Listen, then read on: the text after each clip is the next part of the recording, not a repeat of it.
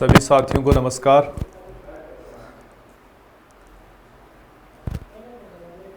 हाँ जी, शिवानी आवाज़ आ रही है क्लियर?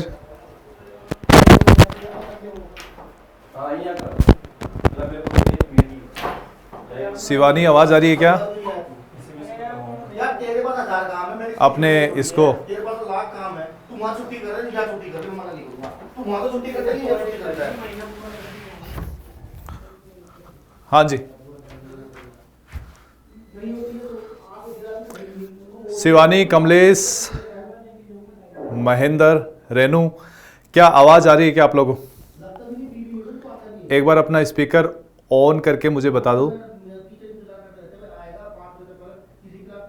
ठीक है, चलो। और पिक्चर क्वालिटी वगैरह सब कुछ साफ दिख रहा है? अच्छा, आवाज़ डबल आ रही है, मतलब ठीक से समझ में नहीं आ पाएगा क्या? एक मिनट रुको। अभी अभी ठीक आ रही है? अब सिंगल आने लग गई है? हाँ, चलो ठीक है। ओके, तो हम चर्चा को शुरू कर लेते हैं। और लास्ट हम जो है डिस्कशन शुरू किया था हमने राजस्थान की मिट्टियों के बारे में। और राजस्थान की मिट्टियों में हम देख रहे थे कि भाई अलग अलग तरीकों से इसमें जो है वर्गीकरण किया गया है। और एक विविध वर्गीकरण में हमने डिस्कशन शुरू किया था विविध का। ठीक है, विविध जो है उसके अंदर हमने देखा था कि राजस्थान की मिट्टियों में सबसे पहला वर्गीकरण जो है वो था अपना मृदा कणों के आकार के आधार पर। मृदा कणों के आकार के आधार पर, ठीक है। और मृदा कणों के आकार के आधार पर जब हम मिट्टियों के वर्गीकरण को हम देख रहे हैं तो उसमें हमने बात की थी ग्रेवल की, उसके बाद में हमने बात की थी सैंड की, उसके बाद में सिल्ट और फिर क्ले। ठीक है, ग्रेवल को नाम दिया है बजरी, सैंड को बालू, सिल्ट को गाद और क्ले को जो है हमने नाम दिया चिकनी मिट्टी। ठीक है, तो इस तरह से इनके कणों के आकार पे हमने देखा कि भाई ये जो है अलग अलग, जो सबसे बड़ा साइज होता है ग्रेवल का होता है। हालांकि ग्रेवल को कुछ जगहों पर, कुछ रिसोर्सेज में जो है, कुछ रेफरेंस बुक्स में इसको मिट्टी मानते भी नहीं है। ठीक है, ग्रेवल मतलब बजरी जो घरों में काम आती है। ठीक है, तो इसलिए पूछा जाता है कि भाई सबसे मोटे कणों की जो मिट्टी है वो कौन सी है, तो हम कहेंगे सैंड है। हालांकि ग्रेवल ऑप्शन में हो तो ग्रेवल करना है। ठीक है, फिर आता है उसके बाद में सिल्ट और फिर क्ले, सबसे छोटे। और एक जो है हमने नाम दिया था कि भाई कुछ एक ऐसी मिट्टी भी होती है जो कि सबका इसका मिश्रण होता है, सैंड सिल्ट क्ले सबके मिश्रण मिलता है इसको। ठीक है, इसको मटियार के नाम से इसको जाना जाता है, मटियार। ठीक है, तो ये कल तक की हमारी चर्चा थी। और अब इसके बारे में हमने कुछ थ्योरी लिखनी थी। ठीक है, थ्योरी लिखी है क्या सब लोगों ने? कहां तक थ्योरी लिखवा दी, एक बार मेरे को इन्फॉर्म कर दो। रेनू, शिवानी, कल की क्लास में, लास्ट क्लास में थे तो बताओ कि कुछ इसके बारे में थ्योरी लिखवाई है कि शुरू से एकदम शुरू पूरी लिखवाऊं मैं थ्योरी?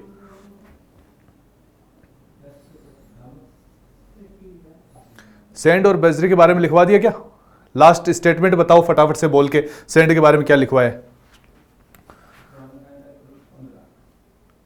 हाँ, अच्छा, बस इतना ही लिखवाया है कि ये सबसे मोटे। हाँ, चलो तो ठीक है। सैंड से आपकी शुरुआत करनी है। सैंड के बाद में आगे लिखिएगा सैंड में और क्या चीजें होती है खास। हमने समझा था कि मोटे कणों की है, इसलिए इसमें क्या होता है कि जल धारण की क्षमता कम होती है, पानी को एब्जॉर्ब करती ज्यादा है, प्यासी मिट्टी के नाम से इसको जाना जाता है। ये सारी चीजें हमने लास्ट क्लास में समझ ली थी इसके बारे में। मैं अभी पहले थ्योरी लिखवा रहा हूं, फिर अगला वर्गीकरण हम देखेंगे। ठीक है, तो चलिए फटाफट से इसकी थ्योरी लिखिएगा सैंड की। यह सबसे मोटे कणों वाली मिट्टी है। It is the most it is the most large particle size soil। यह सबसे मोटे कणों वाली मिट्टी है।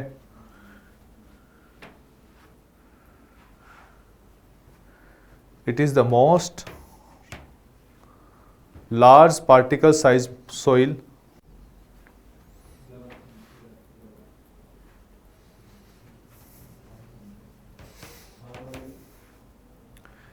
ठीक, दूसरा पॉइंट लिखिएगा इसका,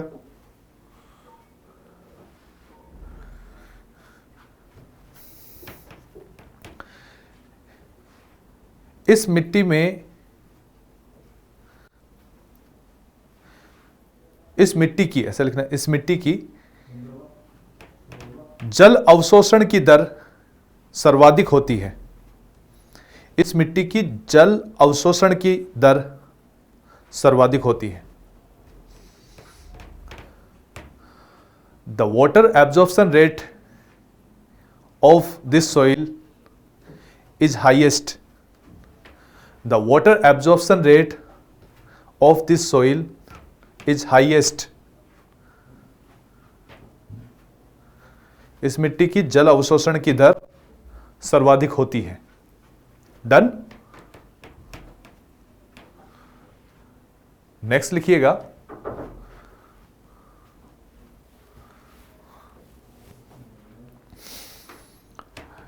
इस मिट्टी की जल धारण, अच्छा सुनो, जो ये स्टेटमेंट लिखा ना लास्ट वाला, उसके कोष्टक में एक बात लिख लेना, इसके लिखना प्यासी मिट्टी, थ्रस्टी सॉइल।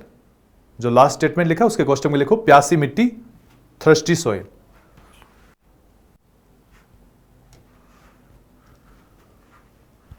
डन। चलिए, इसके बाद में सेंड का ही अगला पॉइंट लिखना है, लिखिएगा,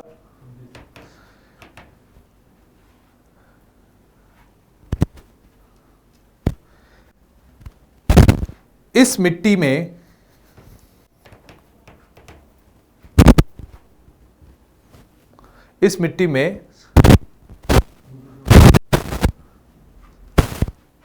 जल धारण की क्षमता न्यूनतम होती है। इस मिट्टी में जल धारण की क्षमता न्यूनतम होती है। इंग्लिश में लिखिए, the water holding capacity of this soil is lowest. इस मिट्टी में जल धारण की क्षमता न्यूनतम होती है। The water holding capacity of this soil is lowest. ठीक है, कोष्टक में लिखना है इसके, ये स्टेटमेंट लिखा है, इसके कोष्टक में लिख लेंगे,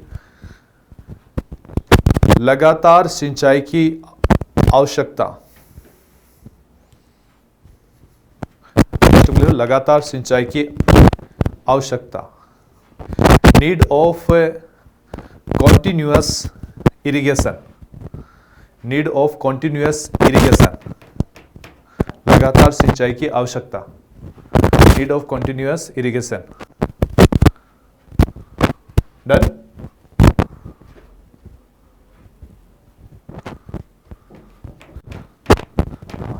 एक जन अपना स्पीकर खोल के रखे, रमेश, एक स्पीकर खोल के रख लो अपना ना, तो मेरे को बताते रहो, ताकि थोड़ा सा मोनोटोनस नहीं लगे, मुझे ऐसा लग रहा है जैसे मैं अपनी से बात कर रहा हूं।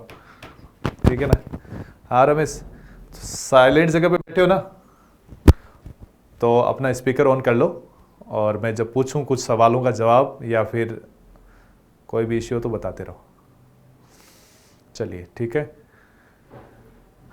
अरे रमेश महोदय, आपको कह रहा हूं, कहाँ चले गए? सर मैं लाइब्रेरी में हूँ। ओके डन, ठीक है, आप लाइब्रेरी में हो तो अपने, मैं ये जिम्मेदार देता हूँ शिवानी को। शिवानी, आप साइलेंट मोड पे, मतलब साइलेंट जगह पे हो ना? हाँ ठीक है, तो ऑन करके रखो, अपना स्पीकर ऑन करके रखो। ठीक है, कुछ बातें मैं पूछूं तो बताते रहना साथ में। ठीक है, चलो ओके डन। अगला लिखिएगा सिल्ट। अगली मिट्टी का नाम लिखो सिल्ट, कोष्टक में लिखो गाद, सिल्ट या गाद।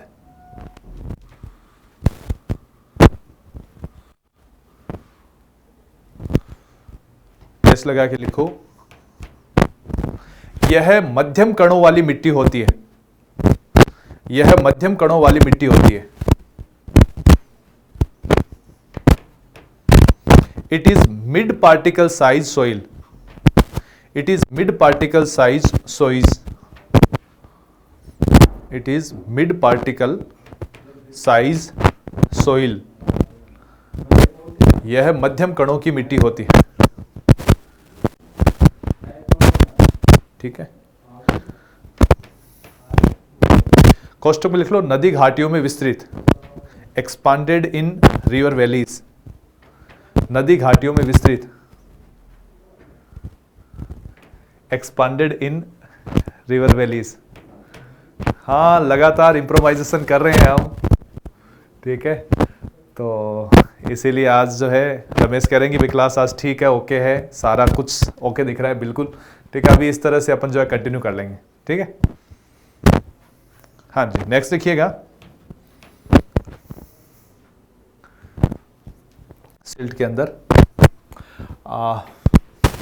इसमें ये बात लिख ली। इसके बाद में इसमें ज़्यादा भी कुछ इसमें एक और बात लिख लो, इसे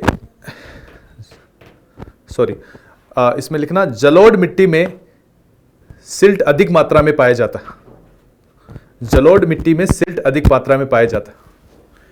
इन alluvium soil we found silt excessive, in alluvium soil we found silt excessive, जलोढ़ मिट्टी में सिल्ट अधिक पाया जाता है, जलोढ़ मिट्टी में सिल्ट अधिक पाया जाता है। We found silt excessive in alluvium soil. Done. Next लिखो क्ले, अगली मिट्टी लिखो क्ले, चिकनी। हिंदी में लिखना है तो हिंदी में लिखते रहना साथ साथ, ठीक है। क्ले, चिकनी, डैश लगा के इसमें लिखिएगा।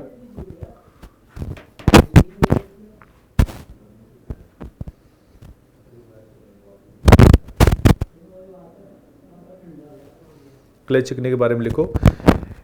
इस मिट्टी के कण सबसे छोटे होते हैं, इस मिट्टी के कण सबसे छोटे होते हैं। The particle size of this soil is smallest, the particle size of this soil is smallest. इस मिट्टी के कण सबसे छोटे होते हैं। The particle size of this soil is smallest. Done. Next लिखिएगा,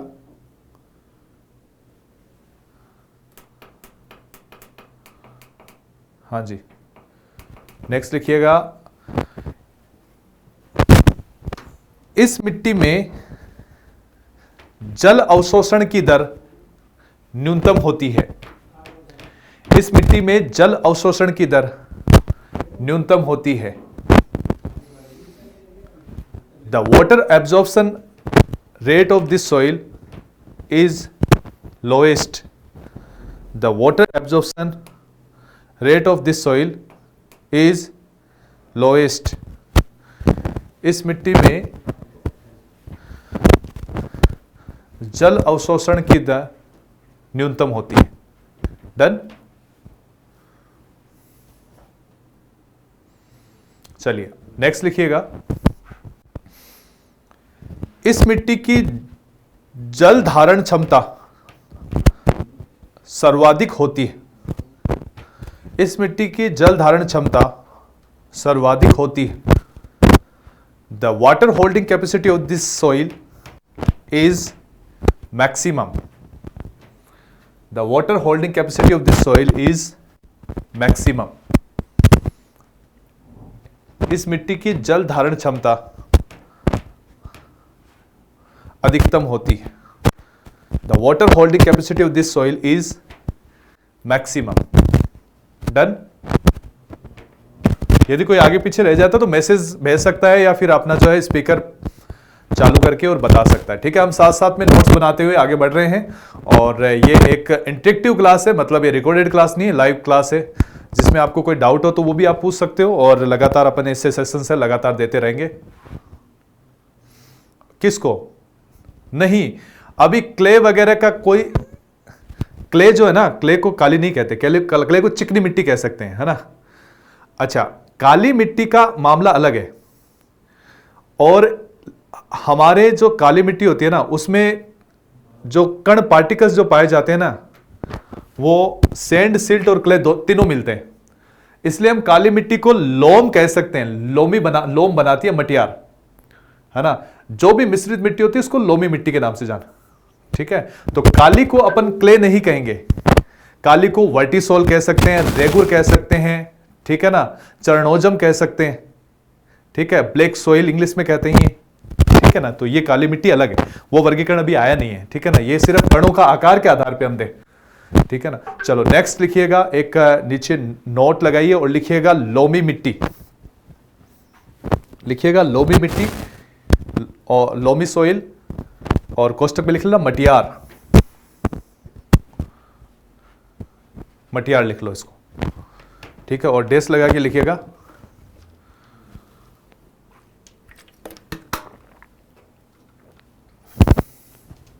डेस लगा के इसमें लिखो। मिश्रित मिट्टी को लोमी मिट्टी कहा जाता है, मिश्रित मिट्टी को लोमी मिट्टी कहा जाता है।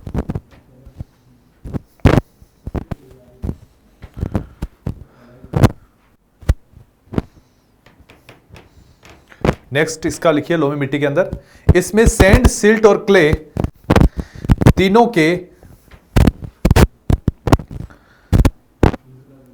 कण एक निश्चित अनुपात में पाए जाते हैं।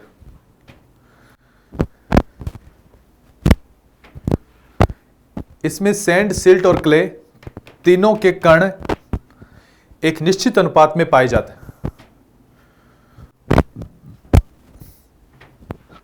In this soil we found particle of sand, silt, clay in specific ratio. In specific ratio. Done?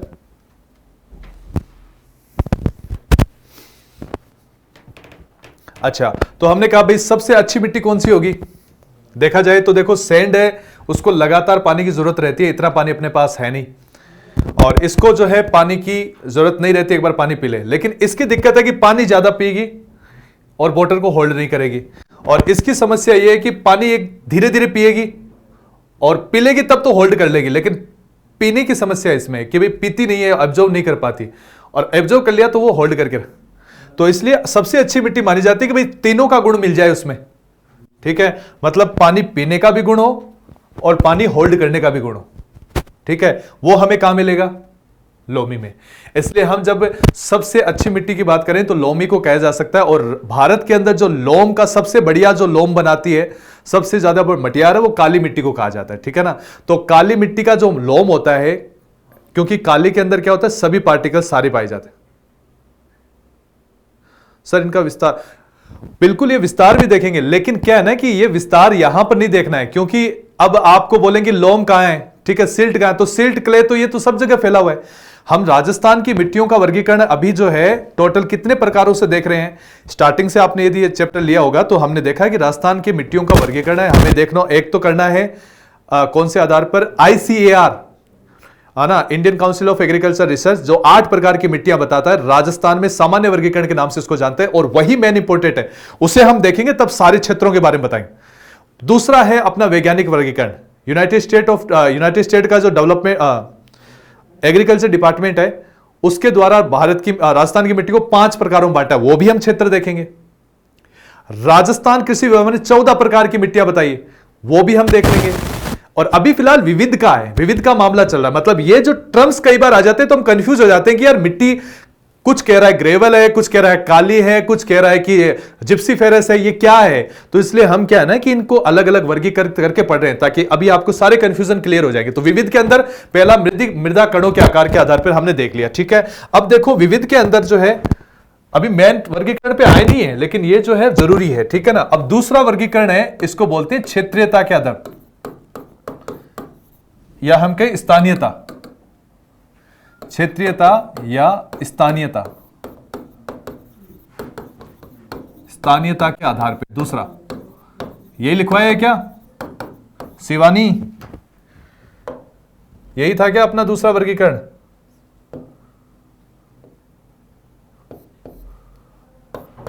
ठीक है, क्षेत्रता स्थानीयता के आधार पर according to the locality, English में लिख लेना अकॉर्डिंग टू द लोकेलिटी। देखो इस आधार पे मिट्टियों को दो भागों में बांटा जाता है। पहला जो मिट्टी होती है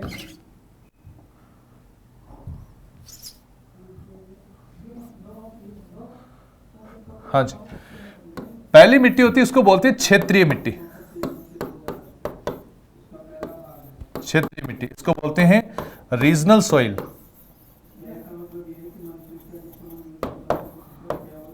ठीक है, और दूसरी जो सॉइल होती है उसको बोलते हैं अक्षेत्रीय मिट्टी।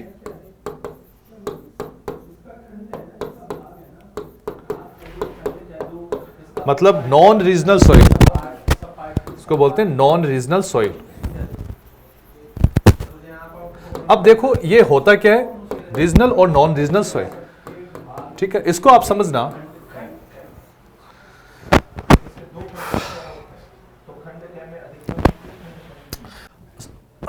अरे यादव जी एक मिनट इधर आना, इसको मेरे को छोटा करना है, इसको छोटा करना है।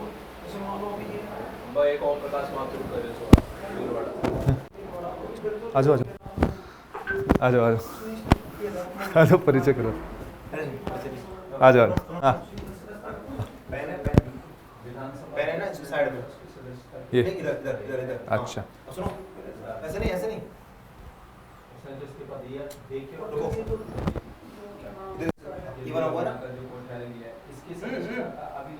हाँ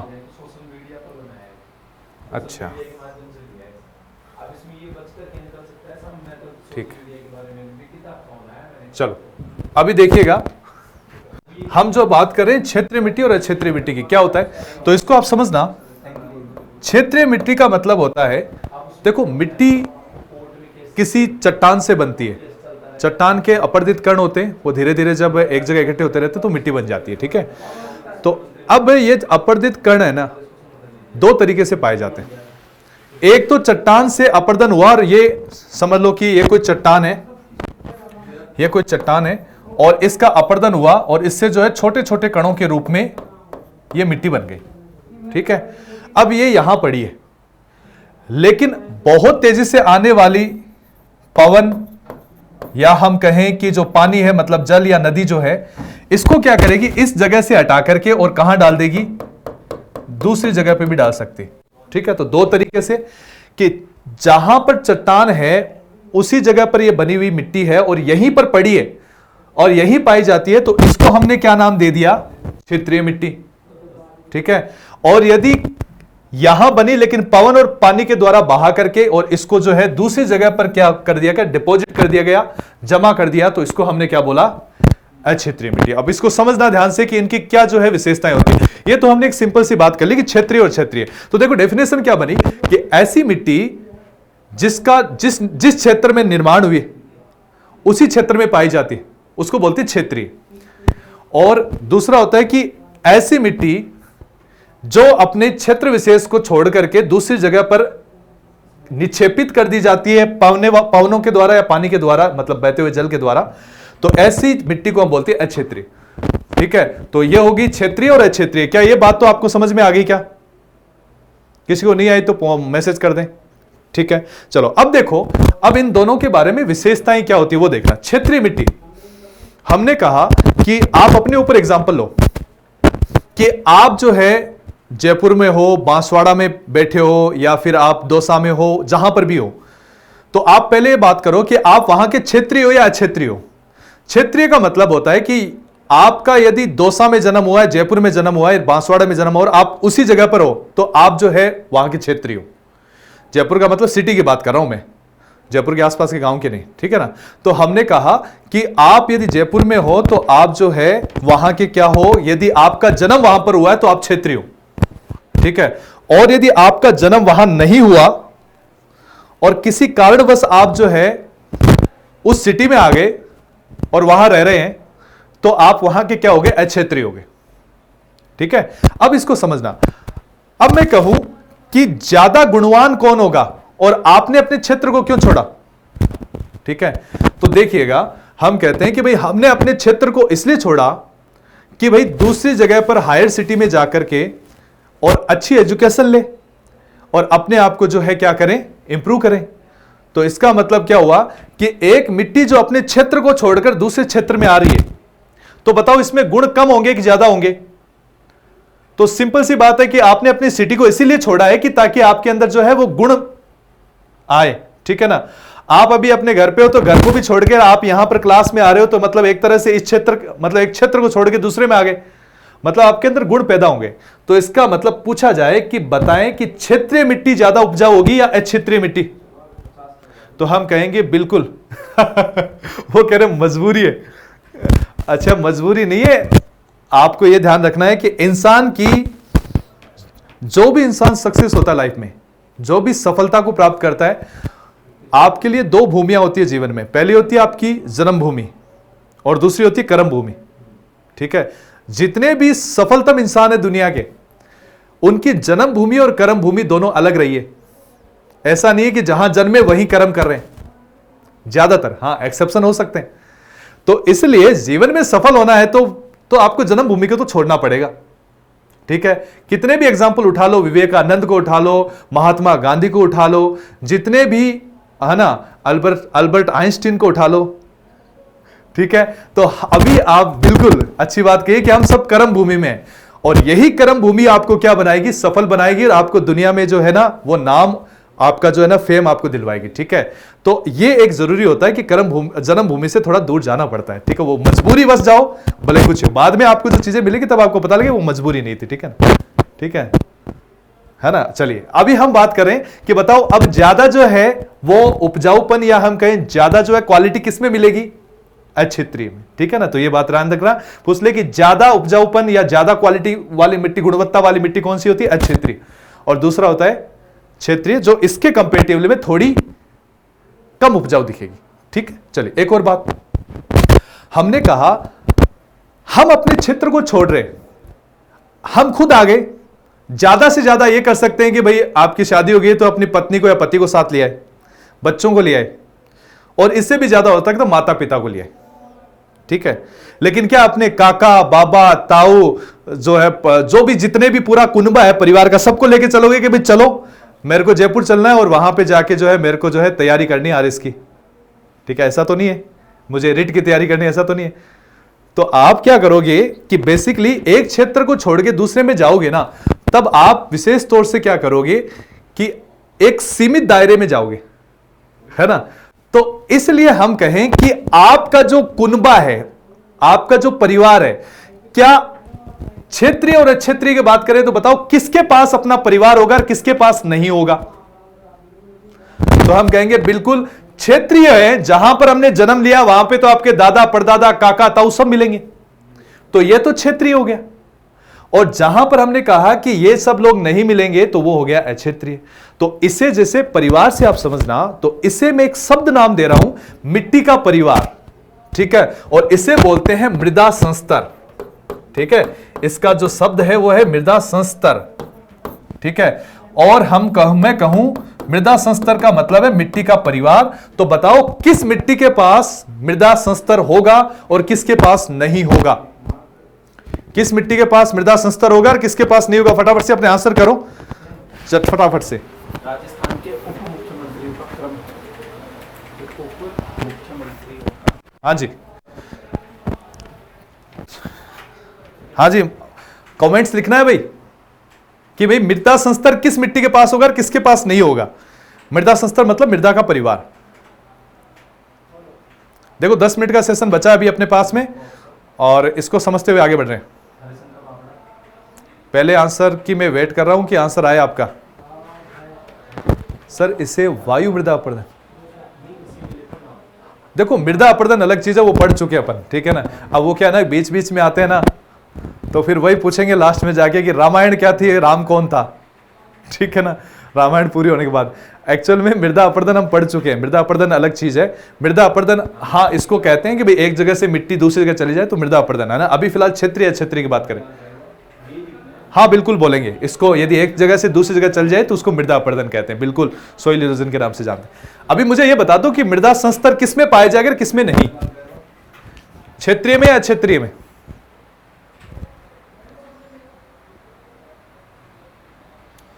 चलो मुझे लग रहा है कि आप आंसर देने के इच्छुक हैं कि नहीं है। चलो कोई बात नहीं है, पर दो चीजें मेरे को समझानी थी, वो आपको समझ में आनी चाहिए। पहली कि जिस जगह पर क्षेत्रीय, बहुत बढ़िया, ठीक है। हमने कहा जिस जगह पर मिट्टी का जन्म हुआ है वो वहीं पाई जाती है, वो तो हो गई क्षेत्रीय।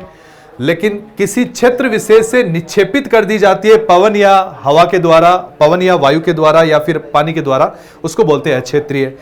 ये कम गुणवान होगी, गुण कम होंगे इसमें, मतलब उपजाऊपन कम होगा, इसका उपजाऊपन ज्यादा होगा, ठीक है।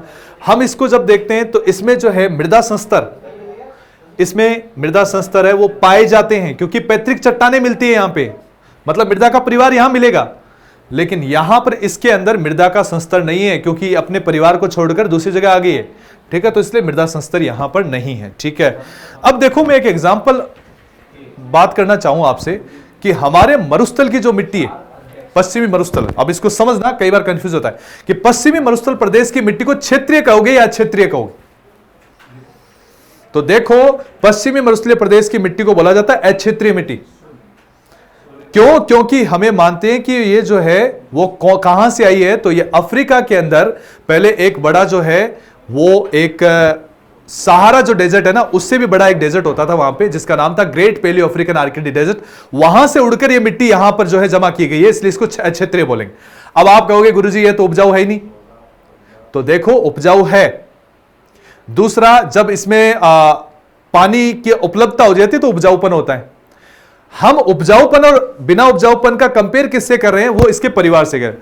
जो सहारा या ग्रेट पैलियो आर्किटिक डेजर्ट की जो मिट्टी थी ना, उसकी तुलना में इसका उपजाऊपन बड़ा है, ठीक है। हालांकि मरुस्थल की मिट्टी हमारे दूसरे हिस्सों की मिट्टी से तो थोड़ी कम उपजाऊ है, लेकिन हमें करना है कि भाई जिस क्षेत्र से आई है वहां की मिट्टी और अभी फिलहाल ये जिस क्षेत्र में है वहां की मिट्टी, उनके अंदर कंपैरिजन करोगे तो थार के डेजर्ट की मिट्टी को उपजाऊ माना जाता है, सहारा की डेजर्ट की जो मिट्टी है, जो वहां की क्षेत्रीय मिट्टी है, वो कम उपजाऊ है, ठीक है। बात आई समझ में? तो ये क्षेत्रीय और अक्षेत्रीय की बात, अब जो है फटाफट से जो है इसके बारे में ये चीजें लिख लीजिए। अभी देखिएगा यदि सेशन ओवर हो जाता है तो वापिस से आपको कनेक्ट नहीं करना है, हम आगे कल उसी से कंटिन्यू कर लेंगे। दो चीजें आपको समझ में आनी चाहिए, क्षेत्रीय और अक्षेत्रीय। अब मैं लिखवाना शुरू कर रहा हूं, जितना लिखा जाता है वेल एंड गुड है, क्योंकि हमारे पास समय कम बचा है इस सेशन में, 7 ही मिनट है शायद तक, ठीक है। चलिए लिखिएगा क्षेत्रीय मिट्टी और अक्षेत्रीय मिट्टी। सबसे पहले क्षेत्रीय की तरफ लिख लो, ठीक है। इतना पार्ट आप लिख लो, ये वाला, और उसके बाद में जो है नीचे में लिखवा रहा हूं, एक तरफ क्षेत्रीय है और एक तरफ अक्षेत्रीय, ठीक है। क्षेत्रीय मिट्टी में लिखना, समय अपन बढ़ा देंगे डियर, लेकिन क्या है कि जूम मीटिंग भी 40 मिनट का ही समय देती है, ठीक है। तो अपन टाइम बढ़ा देंगे। अभी थोड़ा समय अपनी क्लासेस को शेड्यूल कर रहा हूँ, यहाँ पे भी थोड़ा समय, अभी मेरा शेड्यूल भी थोड़ा इधर उधर बिखरा हुआ है, तो मैं थोड़ा सा पटरी पे मैं खुद आ जाऊँ, फिर उसके बाद में टाइम भी बढ़ा देंगे, ठीक है ना। चलो टाइम फिर 1.5 घंटा, 2 घंटा, 3 घंटा, जितना भी रहेगा उसके अकॉर्डिंग, जितना भी मेरे पास स्पेयर टाइम है वो सब आपके लिए, ठीक है। चलो लिखो सबसे पहले क्षेत्रीय मिट्टी, मृदा संस्तर। मृदा संस्तर में सॉरी क्षेत्रीय मिट्टी की तरफ लिखना है। पहला लिखना, पहला पॉइंट लिखो इसमें, यानी ये मैं बोल के लिखवा रहा हूं वो लिखो।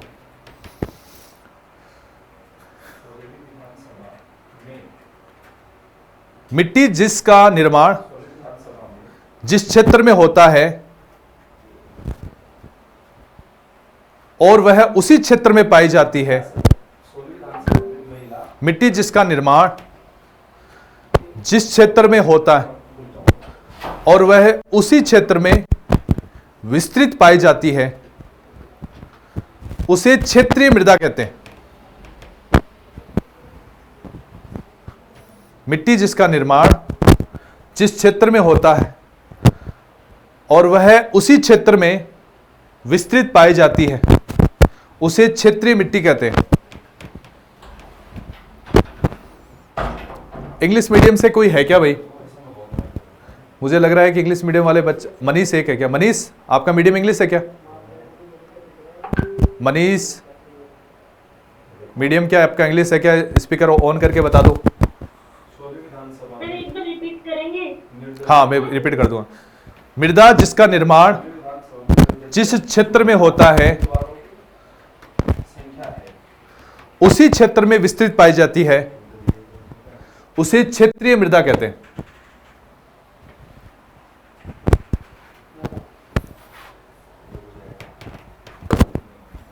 ठीक है, नेक्स्ट लिखिएगा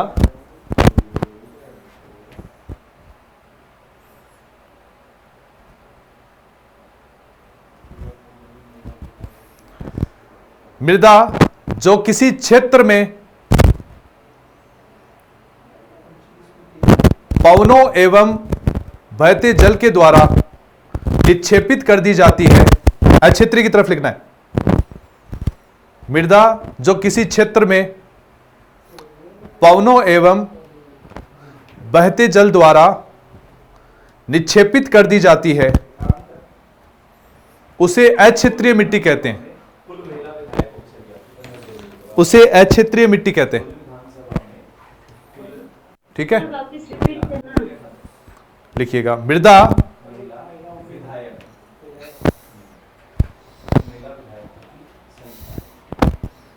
जो किसी क्षेत्र में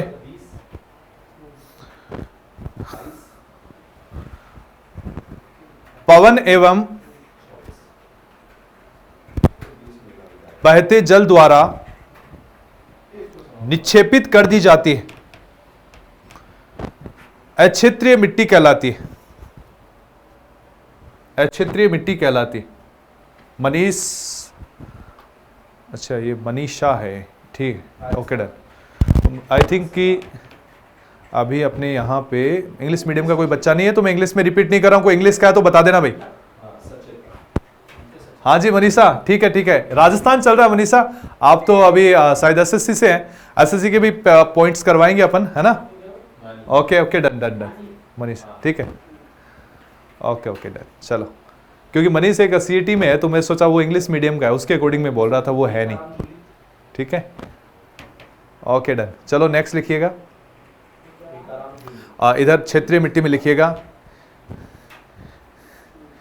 यह कम उपजाऊ मिट्टी होती है। क्षेत्रीय में लिखो यह कम उपजाऊ मिट्टी होती है। देखो ये अब है ना, ये मीटिंग खत्म होने वाली, कभी भी हो सकती है। 1 मिनट बचा अपने पास, ठीक है। लिखो यह कम उपजाऊ मिट्टी होती है। अक्षेत्रीय की तरफ लिखो यह अधिक उपजाऊ मिट्टी होती है।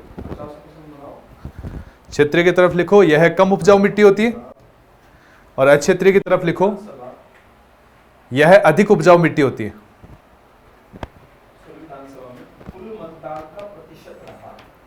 ठीक है, और नेक्स्ट लिखो क्षेत्रीय की तरफ इस मिट्टी में मृदा संस्तर पाए जाते हैं। इस मिट्टी में मृदा संस्तर पाए जाते हैं। इस मिट्टी में मृदा संस्तर पाए जाते हैं। और दूसरी तरफ लिखो इस मिट्टी में मृदा संस्तर नहीं पाए जाते। इस मिट्टी में मृदा संस्तर नहीं पाए जाते, अक्षेत्रीय की तरफ। ठीक है, तो ये अपनी क्षेत्रीय और अक्षेत्रीय की बात होगी। एक नीचे नोट लगा के लिखना चाहो तो लिख लेना,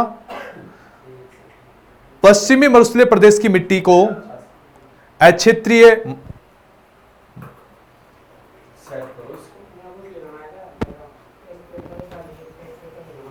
टेस्ट पेपर रख दे, कोई कुछ नहीं।